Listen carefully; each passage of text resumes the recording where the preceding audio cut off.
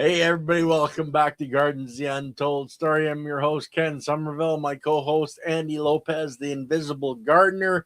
And we're still talking on Andy's book. We got a few more chapters to go. But right now we're talking about natural flea and tick control. And that's something that a lot of people worry about, not so much in northern Canada where I am, but a lot of people are worried a lot about ticks and the diseases that come with that. So, Andy, how do we control ticks and fleas naturally? You get Lyme disease, I think. Yeah, Lyme disease. Yeah. Right. Yeah. I wrote another book on how to control mosquitoes. It's pretty much the same thing as how to control. Wasn't that just one page? Yeah. There was one. It's that the one on how to control mosquitoes was just one page. Actually, it was like a paragraph. But see, I started doing pest control a long time ago. And one of the things there's ants and snails, right, and gophers, but ticks and fleas and spiders are the ticks and fleas are like number 3 or number 4 that people always contact me for. If they have a pet, they're very concerned about that. They don't want to spray anything, or even themselves, because a lot of times people go camping and they don't want to come back with some carrying a camper. You know what I mean? Yeah. And nowadays, when people get bit, so what I've learned in my practice of controlling fleas and ticks is the same thing as we have been talking about with gophers, and it's the same thing we talked about with ants.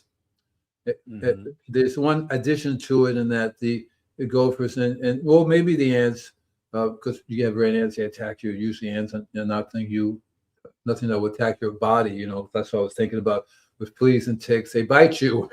They can bite you, so you have an additional interest in controlling them and keeping from getting bitten.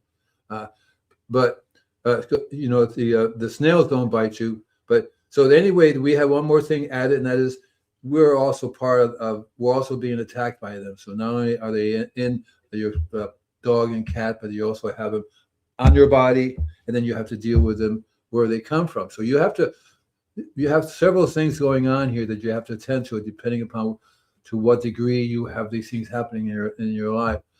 But it goes back down to telling people that, okay, so you have the law of cause and effect. So there's two things going on: law of cause and effect, and you have to also deal with the immediate problem, because the law of cause and effect, you have the cause is something you want to deal with. That's a long term. That's something you have to deal with long term, and then the effect, the cost, and the effect is something easier to control in the short term. That would be like prevent yourself from getting fleas and bitten, or prevent your cat from getting bitten, and your dog. And those happen to be, and the same principle applies, like we talked about when we talked about refractometer, and we talked about the higher the bricks, the less the pests and the diseases. Now, I'm sure there's a refractometer that measures your blood level, the refractometer for the blood. High 24/7Y2K. Boy, that is a name. 24/7Y2K. Let me see. What is this? I got to see this. 24/7Y2ZK. No, Y2K. Yeah. Okay. I think you're an alien. Do we anybody check his ID? Because that's an alien name right there. So ICT grows. And Silly Lily had a question statement. Fleas and ticks hang out in tall grasses, don't they? Yes, ma'am. And that's probably because it's easier to jump on you than to have to fly all the way up. It's better to get on your leg and then upper part of your body as soon as possible than down by your shoes. So they will definitely go up that way. The same thing with animals. That way they can get them on their back. It's true. I didn't say he was a robot. I know you're not a robot. You're an alien. Just what planet are you from? Just cite it there. It's okay. I'm an alien. I'm actually interdimensional alien police, which I mean, I'm going to have to arrest you after the show, but that's another story. Don't worry. Do we know where 2/4/7Y2K is at? No. What? Is it Montana? I bet you it's Montana. There's a lot of alien. Well, anyway, let's get back to the ticks and fleas. So I've learned that the in terms of your body, they will only attack you if the condition is right for them to attack you. So, and what is that condition? So it could be any number of things, but basically it comes down to you are having an issue with your body. Your body is not exactly healthy. Something's wrong, and it gives off either a frequency or a vibe or a particular smell that these creatures are attracted to. In other words, they're attracted to your blood, right? Yeah. You're right. They're attracted to your blood. And what's that? Miami North? Oh, yeah. I know Miami North. I'm an old Florida boy. Miami was one of my turfs. So it's like, what was it again? Treasure Coast, right? Yeah. 2 hours from Miami. 2 hours north from Miami. That's cool. I lived in Homestead. I lived in all over Miami. As long as now, do they have ticks in Miami? Yes, sir. They do. Okay. Ticks are pretty much everywhere. You just have to, especially in a tropical environment, you know. So yeah, Ken, always good to see you, buddy. Yeah, Ken, it's always good to see you. So I've learned from experience that the people who usually get attacked by whether it be ticks or fleas or any other similar creature, because a whole bunch of creatures very similar to that will attack you. The no-see-em, there's mites, there's all kinds of things, right? They're going after your blood. Just like they go when they attack a tree or plant, they're going after the tree's blood, right? There's similarities to it. The tree's blood is the closest thing to hemoglobin. Hemoglobin is the closest thing to our blood. Very similar. Holds oxygen, the whole 10 yards. The nutrition, everything is in there. And so you mean chlorophyll in blood is really close. Yeah, chlorophyll. Yeah, but the whole thing is very, very, very similar. And Mother Nature did it that way on purpose, because what she's not reinventing the wheel. She's just taking that and say, okay, we're going to apply it to you, living beings, to birds, to other creatures. But the philosophy is still the same: is that you're missing certain trace minerals in your blood. So you give off either a frequency or a signal. That frequency, by the way, is also visual. That's where refractometer comes in with plants. So I know there's a refractometer for human blood. I just never really used it or learned, but you can tell by using a refractometer what minerals your blood has. And so it comes down to mineral deficiencies. Just like in plants, when they have a mineral deficiency, then the bugs will attack them because your Brix level will always be low. Whereas if you didn't have a mineral deficiency, your Brix level would be high. Same thing with human beings and birds and other creatures, dogs. And that's why you have to feed your dog the best food they can. The same thing with the cat. But if they're a living thing and they're having a problem, that is to say they're not functioning at the optimum health, yeah, you're going to be giving off a signal to whatever creature has evolved to say, oh, look, bingo, and they go attack you. I learned from experience, one of the things, I'm not sure if it's 100% correct or not, but see, I'm a vegetarian, so I used to go out camping a lot with friends who always ate meat and all kinds of stuff, and they would get attacked. Massive attack, like in Texas. Just mosquitoes will attack them, all kinds, and they wouldn't attack me. And they said, "What's wrong with you?" Well, I told them I'm an alien. My blood kills them. That whole thing. Oh no, you just had garlic in your shoes that drove them away. We know it. We know it. Yeah. So no, I don't need it, because see, what I was trying to say is that if you eat meat, you give off the odor. The vapor comes off your skin. They can tell you're eating meat. And that meat that attracts them. When you're a vegetarian, you're giving off a different odor than if you were. That's why the garlic comes in, because it masks that odor. So if you regardless of what you eat, if you eat garlic, you will smell like garlic. It'll come out, the odor will come out like garlic, and they can't find you. So same thing with mosquitoes. I tell people the mosquitoes, a tick or flea, if they can't find you, they can't bite you. Yeah. Okay. Well, I know that I used to take a lot of B complex vitamins, and obviously it was creating a secretion on my skin because I never got attacked by mosquitoes. And I live in the bush in northern Alberta, where the mosquitoes are big enough to carry off horses and moose and elk. Yeah, there are lots of things that you can take that your skin will give it off. Yeah, so that's really cool. You could get to learn that a lot, because a lot of times we can't really be functioning at 100% efficient.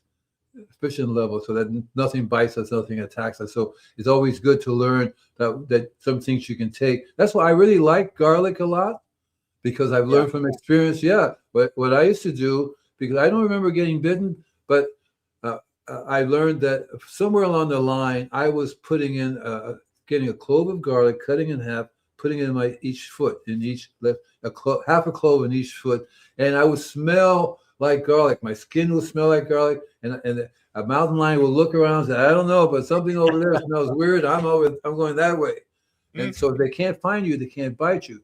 So, but the that's just taking care of yourself. Like you do that, you can feed garlic to your pets, and the same reaction to that. But you have to. They're not.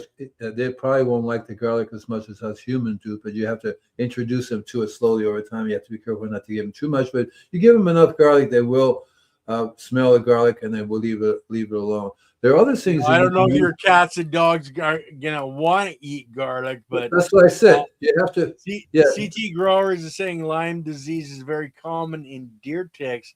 Here in CT, I'm constantly checking myself during the summer because they are so tiny. Now I know a lot of people.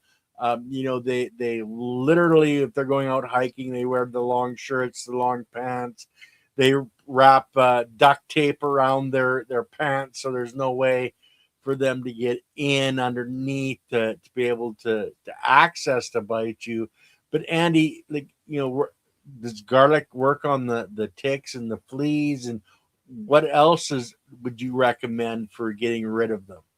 the garlic is one of the easiest tools to use, especially if you're going to be in an environment that you know there's a whole bunch of them out there. That's the easiest way. When you come back, you'll find they won't touch you at all because your body will secrete this sulfur, and it's one of the easiest to also cleans out your blood, and nothing will bite you. But there are lots of other things that you can use that you can either apply to yourself or to the area. Because one of the things I would do is I would use a soap. Now there's many kinds of natural soaps on the market, and my favorite was called Dr. Bronner's. And Yeah, I Dr. remember Bronner, Dr. Bronner's. right? Dr. Bronner's make lavender, eucalyptus, almond, a couple other tea tree oil, peppermint, and these are basically herbal mixers. Yeah. And so you learn you can easily spray yourself or spray your whole camp area, or if you're going to go out, you spray yourself first and you come back. You can they will not attach themselves as easily to you. The Dr. Bronner's is also very good to bathe your dog in it. You have to go lightly. You have to learn how much soap to use. Too much soap is not good for you. You have to do it lightly. I also learned that there are lots of different, like one of the things I do in my garden, I grow citronella, for example, it's a plant. Yeah. So there are lots of really cool plants that you could grow, and you can make a tea out of it and spray yourself with it. Take a little container, mist. So you can accept it. You can try lavender, you can try rosemary, you can try eucalyptus, you can try citronella, oregano, any of those as a tea can be sprayed all over you. Plus, you can drink it. Yeah. Well, you could say do two things at once, man. It's Right. double Right. duty. But so like, okay, say the citronella. A lot of people grow that for the mosquitoes, like we Yeah. were talking about. So you would take that, put it in a little squirt bottle, and like squirt your ankles and your neck in that to make it so they don't jump on you, because from my understanding, a lot of it is just rubbing up against that long grass, and they're basically coming on to your clothes, etc. Right. Whether they So stay or not, that's the question. okay, Right. Because see, there a lot of reasons why they're up there is because you walk through them, they will just and if they smell, because their smell is 1,000 times stronger than us, if they smell the lavender, the eucalyptus, the yeah, peppermint, or any of those things, they will jump right off rather than say, "Oh, this is cool," and dig right in. And but yeah, and it's really easy to make. It's like you bubble, boil. You boil some water. You throw your herbs in there. Like today, I did 8 cloves of garlic. I threw them in there. I threw a couple of handfuls of lemongrass in there, a little bit of lavender in there, a little bit of citronella in there, and a couple oregano leaves in there. Stir it all up. Let it sit there for a while, and then screen it out. And I actually dumped it with a clove and everything all the way around the yard. And it was most for me. I didn't use it for ticks and fleas. I used it for squirrels, keep the squirrels from coming and eating my plants, and that's going to last. Well, you're just so squirrely. They just feel at home in your house, man. Oh man! So okay, let's say for cats and dogs, is this something that you would spray on their coat, or would you put it on their collar, or what would you recommend for that, Andy? Well, I wouldn't use the medicinal herbs because they affect animals very different, especially when they're real small little guys. It could be bad for their kidney, their liver, that kind of stuff. It's just not. What was clock scratching? It had ticks. Yeah. No, love you, Serena. I love you. You make me giggle. I wouldn't give it to the pets. Because, like I said, you don't really know what kind of reaction these animals would have. Like little babies, very small amount. Oregano is very strong. So is lavender. So is eucalyptus. All these things are very, very strong. If you make a tea out of it, it becomes stronger. What I do is I would go to a pet store and look at their natural soaps that they have for pets. A lot of them have a natural pyrethrum included. Pyrethrum that comes from chrysanthemum flowers. It's pyrethrum, and so that, and then they also have some other natural things that they have in there in a tiny amount that you don't hurt your animal, because you require a tiny amount. So if you're going to use your pet, I know for my cat, she will get the sneezes if she comes anywhere near any of these herbs, especially if I put it on her then she has to lick it off. The other thing you can do for pets is called diatomaceous earth. Now they have 3 different grades of diatomaceous earths. They have pool grade, they have garden grade, and they have food grade. And a lot of people say, "Oh, I get it real cheap from the pool company." You don't want that. That's a chemical that's been processed with a chemical, and it gives you a lung disease if you get it in your lung. And it's just for the pool. It's not meant for human contact. The garden grade is not as expensive as the food grade, and that can be used in your garden, of course, because you can sprinkle it on your garden. I haven't gotten to the part about why you have the ticks in the first place, especially if you have them around your property. If you're using diatomaceous earth, like I actually consume it because that's how I put it in my pills. Yeah. But are you just because it's like a fine flour? Are you just rubbing it into the animal before you go for a walk? Like then you have to wash it off. Like I would use food grade on the animal because remember they lick themselves too, rather than garden grade. Yeah, it's just a grade finer and cleaner, right? So the garden grade is a little crushed, is a little coarser, and it may have other things in it. Whereas the food grade, that's it, and it's very fine. It's nothing to eat. So you give it to your pets, and you can give them. You dust them with, and you have to learn that it's since you don't want them to get in their eyes. So you have to. What I do is when I have a cat, I pinch it. I get a little pinch and start at the back right here where they can't get it. Rub it in, and then rub the whole back in, and then rub everything. Just rub it in, right? Rub it in, and you only need a tiny amount because if you have too much dust everywhere, that poor animal could get in their eyes. You can get in your eyes because that's very, very gritty. Yeah, You don't want to rub your eyes, so you have to go a tiny amount. Just a tiny back and tiny here. Usually I found that the whole back area and then maybe the tummy, because the rest of the place, the animal can keep himself nice and clean. It's just a place where he can't get at. In my garden, I'm used to my dog coat, and that is to my puppy's child. Yeah, so if you have a food grade is also great to feed them for yourself. You can feed it on. It's a really good dewormer. We used it for 15 years. Right, not just dewormer, but it also silica. It provides a certain source of trace mineral for you. It helps you to get rid of parasites in your stomach. I've been using diets. I've always had available food grade diatomaceous earth with me. I give it to. So my kitty cat's listening. Okay, she's not listening. I put a little bit of the diatomaceous earth in her food. Yeah. It's like not even. When I first started giving it to her, I gave her a teaspoon, and she said, "Nope, you put something." Well, what we used to do, Andy, is actually we have big containers that we would pour our dog food in.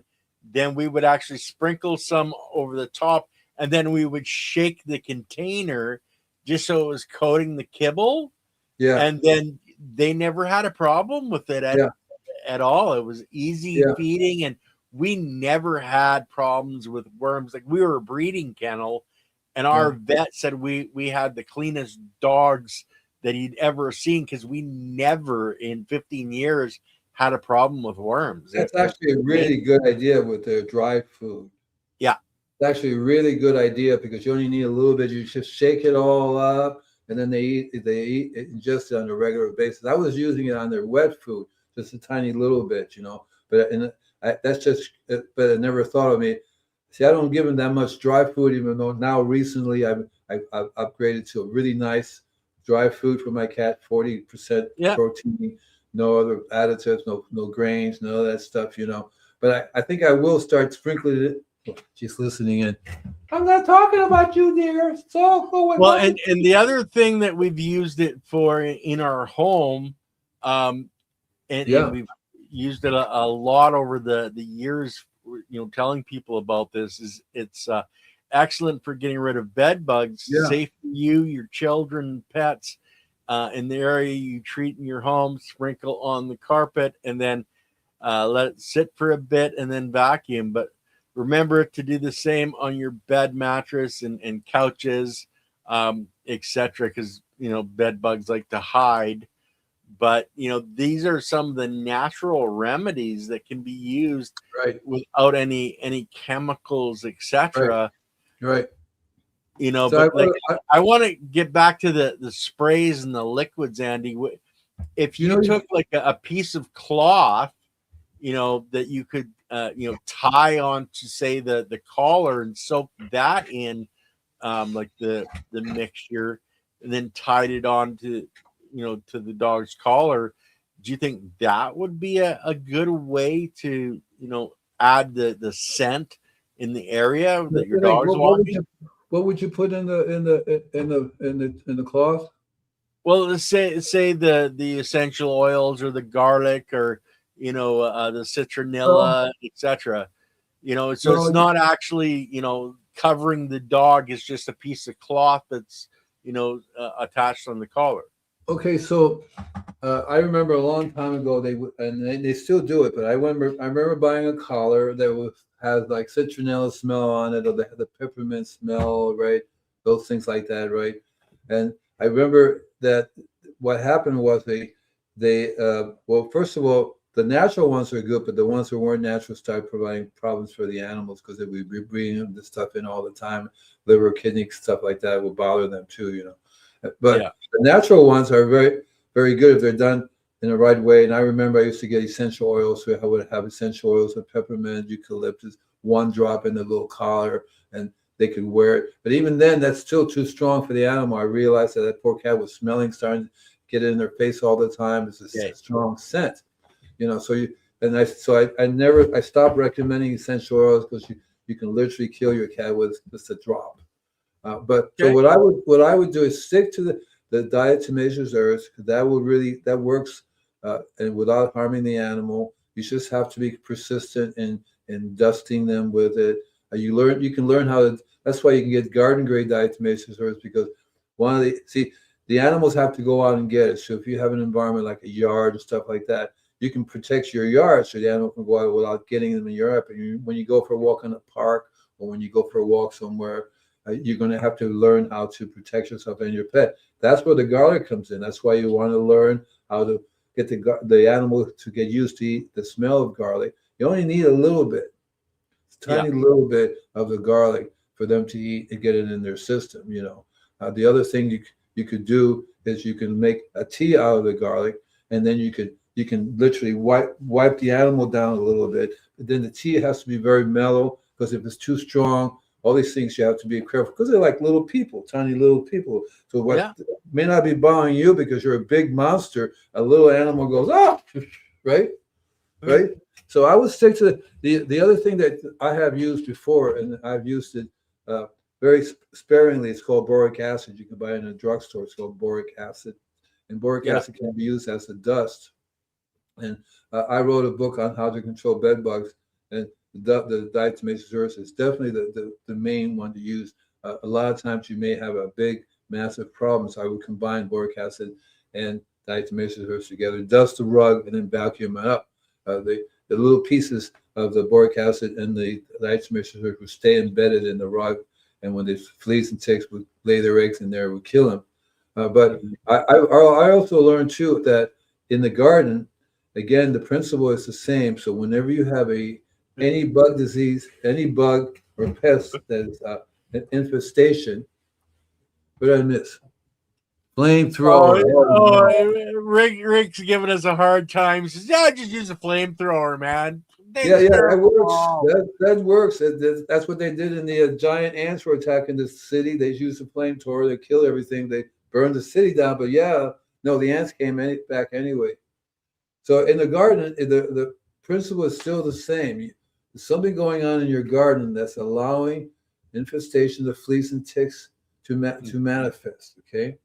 Because the biology in the garden will control it and keep it, just like the biology controls ants, right? Controls the population of ants. Any insect or pet, actually, any disease or pest that starts in the garden gets controlled by the garden. Yeah. Did you see my answer to your question? They have their own little thing going on over there, you know. Well, Rick basically was asking, because we said on the couch, he was asking why would bed bugs be on the couch, and Serena basically answered that, if you have a cat that lays on your bed, gets the bed bug from there, moves to the couch, lays on the couch, that's where you can have transfer. Plus, bed bugs can jump 6 feet, so they don't, they know how to get around. So if they want to be on your couch, it's because they probably sent you there and they look, where are you? Where's that body? And they like to hide. They hide behind picture frames and all, baseboards, etc. Right. Right. So when you have a problem in the house, that's because the environment is perfect for them and lots and lots of places they can hide. And you basically have to learn how to use the diatomaceous earth. But you have to be careful because the diatomaceous earth will destroy your rug and will destroy your clothing and stuff like that. Plus, you don't really want to get in your eye. You don't want to breathe it as a dust. So you have to learn how. You have to learn. There are a couple of different things you can learn to use.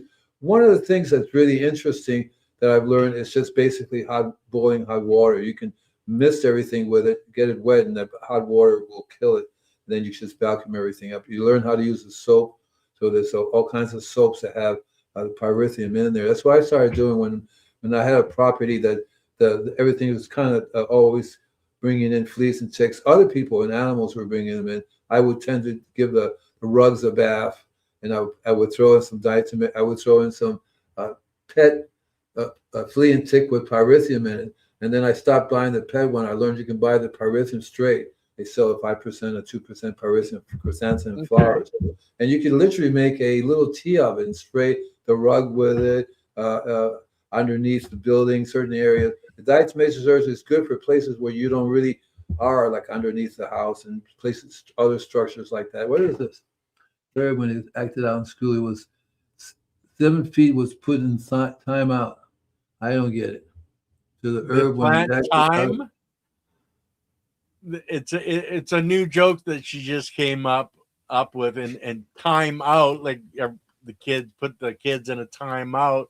Well, instead of time out, it's time out, which is a plant, right? Yeah, and so what you have to do is you have, if you're lucky to have a garden and you want to establish that as a pest-free area, the fleas and ticks like that. One of the things, it's a simple thing, is having animals like birds, for example. You have a bird house, or you have a bird-friendly environment. So you have more birds running around. The birds will eat everything up in no time whatsoever.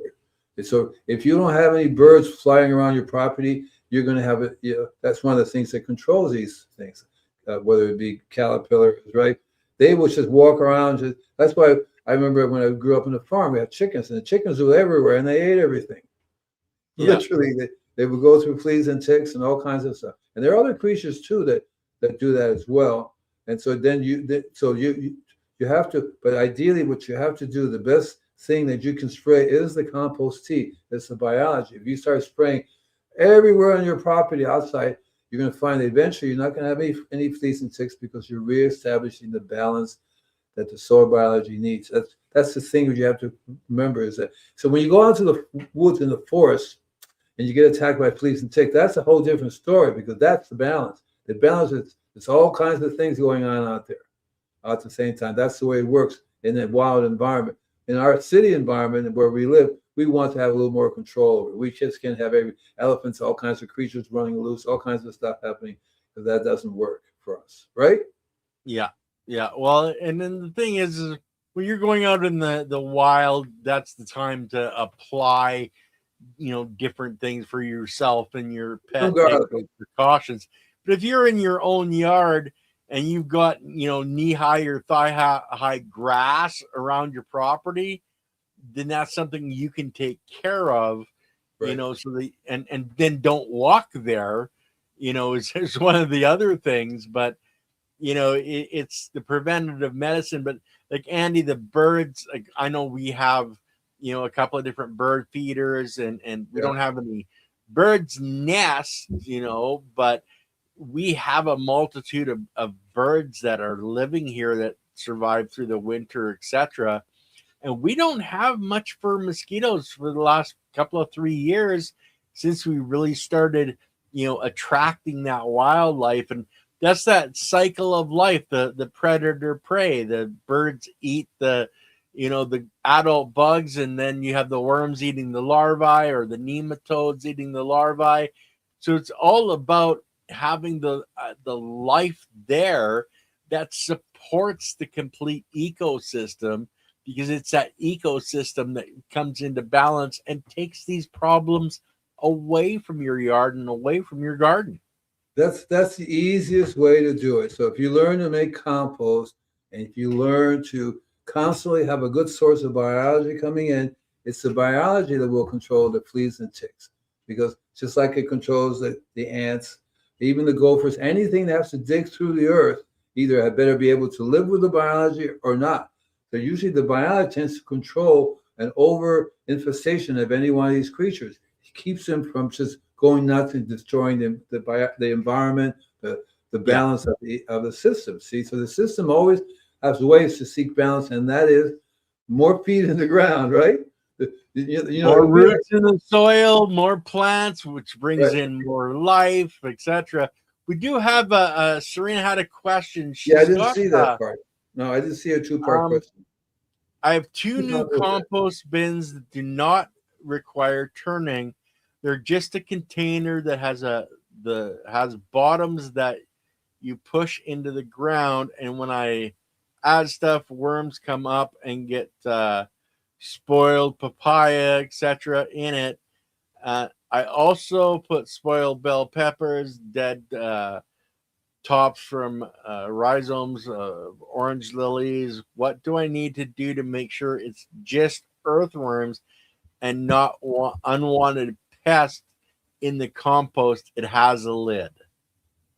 So I'm thinking what's happening is that, first of all, your bin is not big enough to get hot enough to go through that process, because you want to have a bin that's 4 by 4 by 4. That's the minimum size bin that you can have that will reach the heat level that you want it to heat up. So if it's not heating up and you're throwing raw food in there, you're going to have all kinds of creatures come around. Oh, look what we have for dinner today. Wow, look at this. Oh, wow, look at that. And so there's no way you can stop that. That's what the problem is your compost bin needs to be bigger. Tell me the size of your compost bin. I bet you it's not 4B by 4. Well, I'm thinking it's probably the size of like a garbage can. And now, okay, Andy, I do have a tumbler composter that does work. And it's maybe 10, 50 gallons. Yeah, right. There's no way it's a 4 by 4. No, that's a different thing. But yeah, it's I can tumble the stuff in, and then Right. I put accelerators in to make Right. sure it does come up to That's a heat. different thing. You're controlling the environment more. Yeah, You're tumbling. You're aerating it more. You have something in there that's crushing it, turning it all the time. You're adding accelerator. You're adding things to that. That's different than what she had, a bin that sits there, and then the food it attracts. The creatures can smell it a mile yeah, away. Oh, pepper or this or that, and they'll come in and dig it. What I suggest you do, if you want to do that, blend the food up first. Some liquid, throw your stuff in, whip it into like a juice, and then pour it. You'll find that the creatures will not be coming around because they're not bringing their straws to get at the juice. yeah. Well, and the thing is, Andy, and we've talked about it, is in that tube that you're putting into the ground. I can't remember the exact term you're using for it, but if you dig that, basically a big post hole, and you start packing stuff in, as long as it's covered and the critters can't get into it, when it's full, just cover it with dirt. But that's the thing, and that's like your bokashi. That's one of the things they do. They have the wheat that they put on top to block the odor, and it's more about blocking the odor for the critters coming in. Yeah. But Serena, you have two of these bins, so if they can't get in underneath the bottom, like a rat can't dig a hole in to get underneath, and you put your lid on it, you're not going to have to worry about critters coming into it to eat it. But once it's full, then you close it. Once the other one's full, then the first one should be decomposed enough where you can just pull the container out and spread the material. But if you are leaving an access point in any way, shape, or form, then the critters are going to be trying to get in there, etc. But if you can Here, control the odor, that's 90% of your problem. here's what I would suggest. I don't know how much room you have, but normally the way it works best for you and works for everybody else is you have more than one bin, more than two bins. You have 3 or 4 bins. And the way it works is just you have 4 bins. You start with the very first bin, you put your stuff in there. By the time it gets full, you dump that into the second bin. You can add things to that, and then you go back to the first bin. If you do that process, you're going to find you're going to speed up the aeration, speed up the decomposition process. And by the time you get to the fourth bin, they're already cooked. What I've done is I would have a shredder.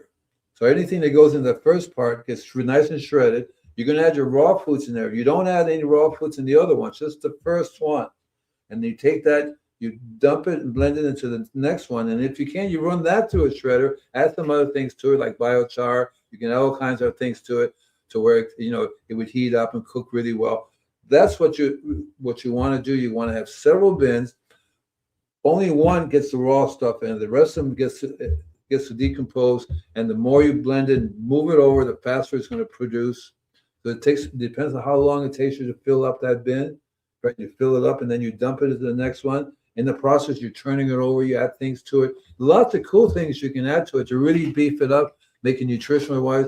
You can add anything from seaweed. You can add some biochar. You can add all kinds of other aged wood product. You can chop up leaves, dry the leaves, add that to it. Don't add anything raw to it. You just want to add as much carbon as you can to it, right? And there are other things you can add to it that increase the nitrogen level, so you can get any type of, for example, you can add rabbit manure, which is a pelletized form, or llama. They're on pelletized form. They're very good to help slowly break down. Chicken manure breaks up really, really fast. So you only want to add that in the very first one to complement any foods that you have. So that will break down. You can also learn how to add things to that first bin that will really make it cook up really well, increase the biology. So if I had a worm farm, I would be pouring my liquids in that first bin, get the biology going in there. That would really help it to cook up faster. And all of a sudden, because if it's cooking, the animals are not going to go into the heat, into the where it's cooking to eat it, right? So usually if it's sitting on top. So I would learn how to grind things up, blend it, pour that. Don't do pieces. So there's nothing for them to go after. Add some things to it to make it cook up, because you don't say anything about whether it's cooking or whatever, and then you can as you blend it over to the other part. There are things like feather meal you can add. There are a bunch of a blood meal you can add to really beef up the nitrogen. There are lots of bat guanos available. There's all kinds of really cool alfalfa pellets work alfalfa pellets by fantastic. itself. Yeah, alfalfa Yeah. is really, really cool and it's easy to get a hold of organic alfalfa pellets. Right, the pelletized is good. So you want to get creative what you add to it, because by the time it comes out the other end, totally different product. So the only time you have the problem is the first one that was happening is it's sitting there too long. You want to take it, dump it, fill it up, and in the filling up process, you can use the diatomaceous earth.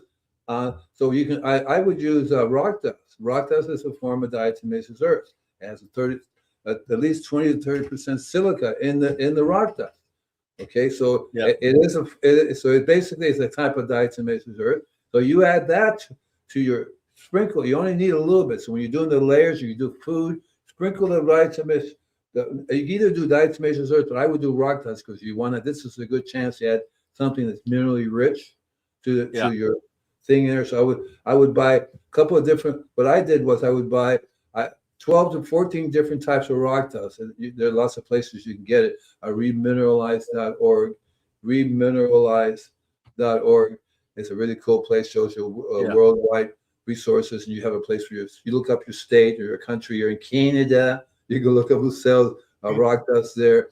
And you want to get a blend of rock dust. And there's also, when I started doing this, there's a company called Fertrell, Fertrell, and they're out of New York. And they sell basically this ground up powder, which has green sand in it, got rock dust in it, crushed seashells, all kinds of really cool things in there. You can add that to it with biochar, biosawdust as well. That's what you're at to the very first. If you was to do that, so biologically active that the animals will not come and eat it, and then you move it along to the next one. So that's what you're doing. You need to pay more attention to it, really kick it up a notch a little bit in terms of what you're doing to it, and add a couple more bins so you have more oxygen, right? The more oxygen it gets, the more aerated it gets, the more use. And Rick, no pool, nothing for the pool. That's too industrial. It's going to cause problems. Yeah, you'll get this lung disease. Yeah, farm grade or human grade diatomaceous earth. But yeah, that's like acids. You can use a little bit of acid and it doesn't have any problem. You use a lot of car acid, battery acid, and you're going to burn yourself. So yeah, pool grade is an industrial chemical. And a lot of people do that. A lot of people buy pool grade because it's really, really cheap. They chemically treat it. It's toxic. It will kill all your soil biology, kill the worms, it'll kill anything that comes in contact with it. You don't want to use that. You're lucky if you're not getting it in your eyes, because you get it in your eyes, you won't be able to fix it from it. If you're going to use it at all, use the food grade. But the food grade is because you're feeding it to yourself, you're feeding it to your animals. That's a higher quality. The garden grade is fine to be using in the garden. It's fine to use you can use it in your compost process. But again, what I would do instead of diatomaceous earth, use rock dust, because rock dust is basically a form of diatomaceous earth. In other words, there's diatomaceous earth in the rock dust already. Okay. Now, where do I get basalt? So nowadays, all you have to do is ask your favorite browser, where can I get basalt locally? If you use Google, go use the AI mode, say, hi, where can I get basalt in my area? And that's it. And Google will be happy to tell you. And she'll say, hi, you've been listening to Andy again, because I love her. You can talk to her. They have an AI mode. The browser has an AI mode, very different than the search engine. Because the AI mode, you're talking directly to the AI of Google's. And then you say, hi there. You don't have to say where I live. Or you can say, I live in area code, or where I live. Just make sure, where do I get the basalt? I get my basalt from a place called Local, Local. It's in the United States. And that's where I get about 12 different types of rock dust. Basalt is one of them. glacial rock Most dust. of your garden centers, and even I've seen it in Walmart, basalt rock dust. But Yeah, there's so many different varieties. You got soft rock phosphate, you got you want that. basalt. Yeah, There's all kinds of different rock types dust. of rock dust. Right. You can go to, somebody that cuts granite, and you're going to get granite rock Yeah, dust from the exactly powder that right. comes out of the saw. When I started doing this, I was on one of the things I remember because it was really cool. So I was coming one of the first when I first came to California from Florida. I came on Highway 10. It goes all over across the country, right? So as I Okay. was entering into California, I saw this big sign on the one side of the highway, another one that says organic strawberries. So I okay, cool, organic strawberries. I pulled in there. And I was talking to the guy, and I said, "So what are you doing to fertilize it?" He said, "Wait a minute, I'm going to fertilize it right now." And this big giant dust thing came across him across the street and blew across and says, "I just finished fertilizing it." And he says, "What do you mean?" He said, "That's a quarry over there. That's a rock quarry. Yeah, yeah, They're mining. They were mining, and they were throwing away the fines because it's mainly mined for the road construction and all that kind of stuff. And yeah. The gravel. Yeah, they had all this mine, and I made a deal with them. I'm just going to bring a truckload. You're going to load up or bag it up, and because that was a form of rock dust there. There's so many different kinds of yeah. rock dust. And when I was in Florida, I would get it from I love the New Jersey, New York source because that Fort Trail is a blend of all these things. Somebody decided to blend everything together so you get in one product, right? And there's also here in California, the Northern California, there's a couple of areas that sell. It's called Peaceful Valley Farm and Garden Supply. They have all kinds of really good stuff. They have another company called Down to Earth. Now, Down to Earth is very unique because they not only sell the rock, the 50-pound bags of it, but you pay by the pallet full rather than the weight. When I go to the store nowadays, I've been in California since '84, so I went to a garden center and I said, "You don't carry any rock dust? What is wrong with you people? Oh my God, I'm gonna lie here till you do. I'm not gonna eat any food. I'm gonna starve to death." And so I finally got them to start getting rock dust, and they would get the 50-pound bags. Yeah, This yeah. company sells the stuff everywhere, but they sell them in 5-pound boxes. You get a 5-pound box, right? Can't even get that down to earth in Canada. It's a hell of a problem. We have Gaia Green products that have I think 3 or 4 different rock dusts for in Canada, but I guess it's they're at because Walmart now. I guess it's because it's not entirely easily regulated. Rock dust can have toxins in it. It depends what the company is you're getting it from. They could have cadmium, mercury, lead, all kinds of stuff in there. Quite often, like I said, a rock company will throw stuff away and they'll say, "This is good rock dust. I'm going to sell it." But realistically, it could be toxic. So I've learned to only buy rock dust from reputable rock dust companies. So you don't want to be driving along and talk. In Texas, he actually tests for paramagnetic properties. So that's right. That's right. That's something else that's very important. People don't understand just how much the energy around us, promotes the use and the growth of the cells that grow your plant. It's all interconnected, guys. And you hit upon who was that said that? Rick. Rick Easy. So Rick, thank you, brother, because see that the real reason why, and I talk about this all the time, is why is it that we are why are we using rock dust? What is one of the things about rock dust besides the minerals? And if you have been following any of my podcasts, the minerals is really basically paramagnetic.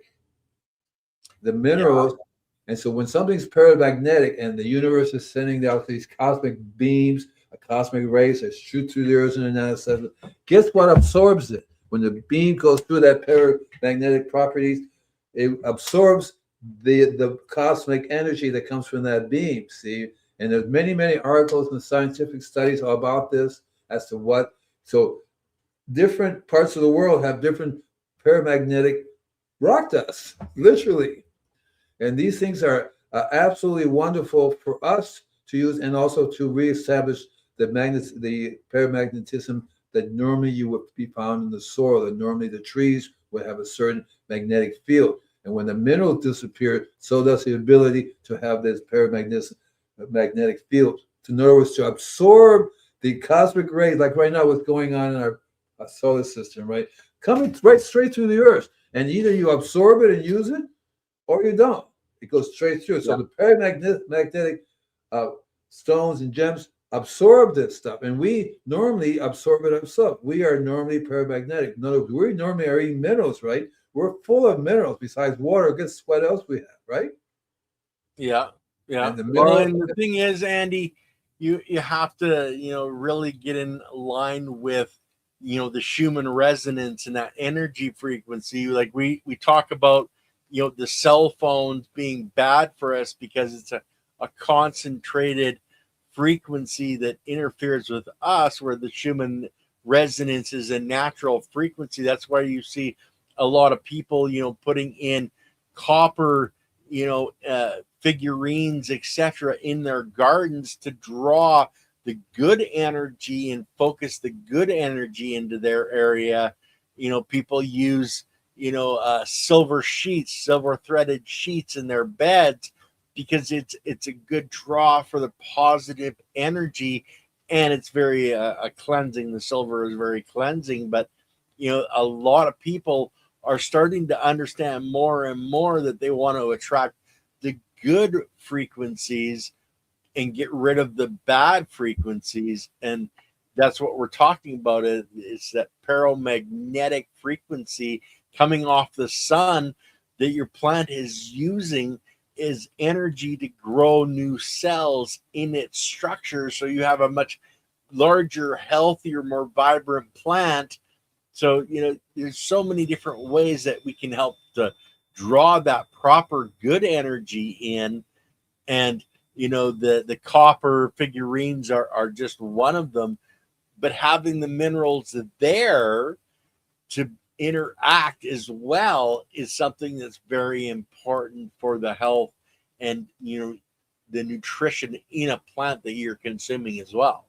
So when we're talking about biology, we're always talking about whether, as for this is applies for me, but basically when we're always talking here, the underlying current that we're talking about is energy, is that frequencies. That's the underlying current of everything we do. So in order for the biology to be happy, functioning, and living, we have to have the right currencies and the right frequencies, right? So whenever all these things, whether it be ticks, fleas, spiders, ants, whatever, all related to whether we're in balance with our frequency of energy or not. And when we're not, that's when we have these problems. And these problems are there basically for a reason. Everything's happening for a reason. Pests and diseases, they have their job to do. So that basically means you don't sound right, you don't look right, we're going to take care of that for you. That's what it comes down to. So when we talk about how to really deal with the problems, we basically have to say, okay, we really have to look at the biology. And to me, you have to look at, well, I look at the earth. I go, okay, let's look at the biology. Let's start with the earth. And so if the earth isn't vibrating at the frequency it's supposed to, we're going to have problems. And that's what's going on right now on the heavens and the stars. It's sort of tuning it back into that frequency. But we have abused it so much that the tuning fork is having a hard time going ding, right? The tuning fork. Yeah, so we have to deal with the tuning fork. We have to say, why is the tuning fork not ringing? What is going on here? And that's what we have to talk about. And so when we talk about biology always says, I want my minerals and I want the energy. Yeah. That doesn't happen. We're in deep doo-doo. And that basically means, the thing has hit the fan and we're in trouble. We have to learn how to deal. That's why death can come in so many different ways. Pain and dying and all this kind of stuff can come in so many different ways. And so we're here as long as we're happy and healthy, right? And then and that basically means you can't be happy and healthy if you're not in tune with what's going on in your environment, if you're not part of the vibration that's going on in your environment. That's what it comes down to. So whenever you have a bug or disease or anything like that, automatically something is wrong here. And it's usually we have to deal with ourselves, right? We have to deal with ourselves in terms of how we're vibrating And then we also have to look at the environment. What is causing the environment to do this? And that's the bottom. That's the long term. That's a long term thing. When I talk to people about how to heal their property, there's a long term and a short term. You always have to deal with the long term, and it's called a long term for a reason. Tomorrow morning, it's not going to solve your problem, or next year, it's not going to solve your problem. The biology takes a long time to get to where it was. Therefore, if it's out of whack, you may have to need some time to start bringing it back in if you have the time. But nowadays, it doesn't look like we really have a lot of time to take our time to heal things up on the planet. That's what it comes down to for me. Yeah. And it's all interconnected. Like, it doesn't matter, what we're doing. If we're killing the biology, we're helping to kill our planet. So we want to promote life in our planet, because that's what is growing those plants that you eat, that your animals eat. And it's all so, it's like the sun above my head here, right? It's that circle of life that has been here since the beginning of time, that has grown over millions of years. Mother Nature, she can fix this. And it might take her, 100 years, it might take her 10 years, it might take her 1 billion years, but she can fix our planet. We're the ones that are interfering with her fixing it. So we just have to learn to not be a moron, not going, oh, well, I put a little bit of calcium on, that was good for my plants. Well, here, I'll put 10 buckets on, that'll be even better. It comes down to how you think, right? It comes down to how you think. Yeah. Well, and that's like, you're dealing with people in Malibu, Andy, that they might be multi-millionaires and billionaires, but they're not that intelligent when it comes to how the system works. They know how to, how their business runs, or, how a movie gets made. But when it comes to soil and the life in the soil, they're going, oh man, it's just dirt. I walk on it all day long. I'm not worried about that. It's not just here. It's pretty much everywhere. Out in the country, out in the country is a little different, I would hope, because there are farmers who say, okay, I'm going to take care of my farm, But even then, you have farmers, I'm just going to make money, So it's a slightly different environment. So that's what it's all about. I mean, we could be saying it's all about the money, but it's because that's a different their world, Andy. That's a whole different thing. So when you talk about, it's all about the biology. Yeah, we have to pay attention to everything that happens, from weeds to pests, and the terminology has to change, because weeds, pests means they're bad. That's a whole different thing, that we have to change our attitude about what pests and diseases are. They're not bad. They're just an indicator of what we're doing in our system. The same thing with a weed. We have to change the understanding of CO2, one carbon and two oxygen. They actually get breathed into the plant. The plant breaks the oxygen off that CO2 molecule, puts it out as oxygen that we breathe. But they take that carbon and they actually build new cells with it. They build the new plant with it. And people need to start realizing that carbon, the CO2, isn't the thing that's harming us, the way they're trying to say that it is. We need that CO2 to survive on this planet, Andy. Yeah, and so the question is, has anyone had asked the fires for advice in treating their property? Yeah, to grow things again. Yes. And so that is the number one thing that I'm having a hard time getting across to people, because they seem to think that you can heal your soil, rid it of toxins in just a few months, in a month, 30 days. It's something we can do now, and next week, next month, 2 or 3 months from now, is done. No. Because unless you're Superman, where you can take the soil away and bring it, take the trees out, bring some new soil, put everything back in it, you're going to have to increase the biology, and the biology is going to start dying on you immediately, because it's toxic. I did a soil test for ladies. It's toxic, 7.4. You don't have the biology in 7.4 when you want 6.8. That's an indicator right there that the biology is gone. So you have to be increasing the biology. You have to get the best You have to get the best biology that you can, right? The best biology that you can together. Yeah. And that's where the worm farm comes in, or where you make compost. You have to constantly be adding biology, constantly control the city water, stop the toxin from coming in. You'll find that the biology will clean up the toxins. So you have to bring in the best compost you can make. You make the best compost tea that you can make. If something wants to grow, let it grow. Why are we pulling up that plant? That plant wants to grow in the middle of that toxic yard. Let it grow, because that plant will suck up the toxins. Weeds suck up toxins. All kinds of plants you can put in the ground that suck up toxins. The biology will convert it. You have to give them a home, give them a place to work from. And the time is up, man. Yeah. Well, guys, that's it for today's show. Tomorrow, the ladies on Chiropractic is Sexy. We're talking about the overstimulated child. And then on Friday, I have the people from biocharcoalition.org coming on, having a conversation with me. Monday, we have Tony, Mr. Toad, coming on to talk with Leighton on Monday. And then, I had it in my brain just a second ago. Andy and I are what we were talking about next week. But as we said, we're still going through Andy's book. So, you guys are want to see this. And Andy, did you see Serena's question? She was talking about, when to plant.